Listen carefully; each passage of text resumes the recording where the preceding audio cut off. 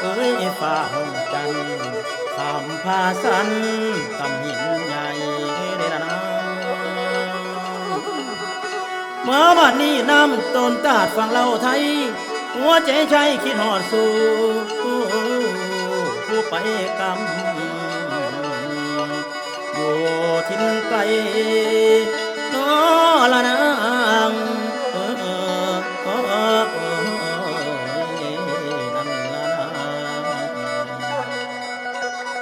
มาวันนี้ผมสีไข่ก่อนตาลเอาเสียงหวานมาห้องกูเอาของดีมาโชว์เมืองโพใส่บ้านอ้ายมีหลายรุ่นเป็นบอนดูเชิญเด้อแม่ยอดสู่มาเที่ยวทองโนสัญจรนี่แล้วสิอ่อนซ้อนหินผาแม่น้ำโขงสองคนกำหาฉันงามโนหินห่วย3,000 โบกวิวสวยลมตีฟ้ายำแลงคำกินข้าวแลงนอไฟกำสำรุ่งคุณให้อุ่นใจสาวโพใส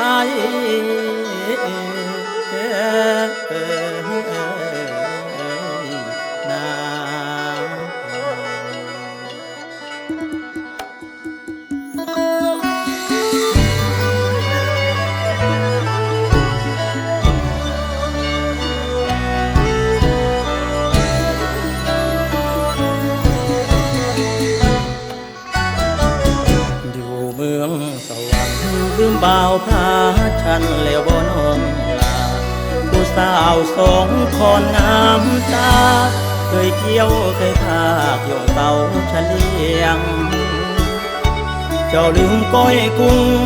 ยิงป่าโยนบ่อนเคยนั่งเคียงไปลีอยู่ใสบ่ได้ยินเสียงน้ำตาต้นหินหินเมืองโพใส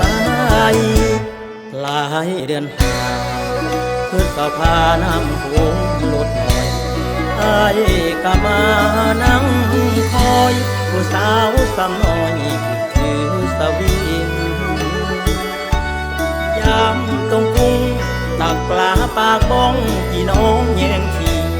เจ้าอกตาอายเกินอายเสียจริงหรือเจ้าลืมทิ้ง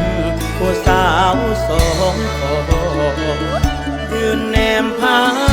ฉันคิดฮอดกันแน่เด้อน้องลา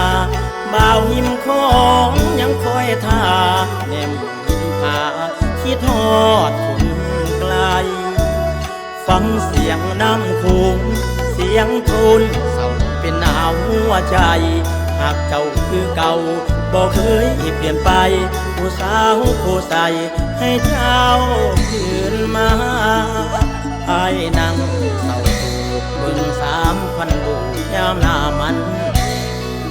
มองดูตาเป็นยามแลงคิดฮอดเจ้าเองสาวผู้ใสคืนมาสาเด้อยามแลงปีหน้าอ้ายสิพาไปใหม่ตักปลาตุงสองคนผู้ใสผูกสัญญาใจบ่าวบ้านพาฉัน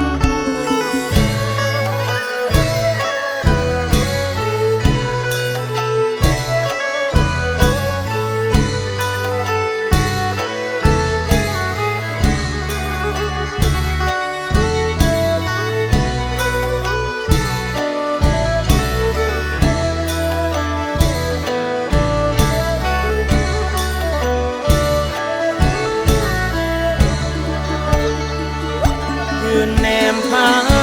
ฉันคิดฮอดกันแน่เด้อน้องลาบ่าวหิมของยังคอยท่าแนมหิมพาคิดฮอดคนไกล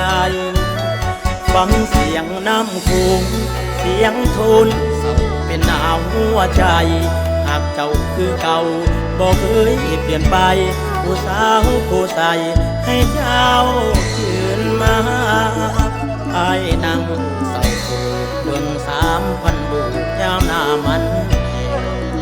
มองดูตาเป็นยามแลง คิดทอดเจ้าเองสาวผู้ชายคืนมา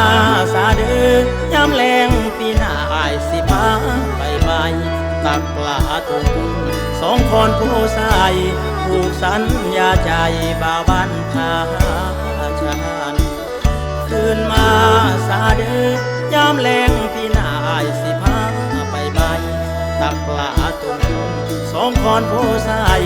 ผูกสัญญาใจบ่าวบ้านพาชาน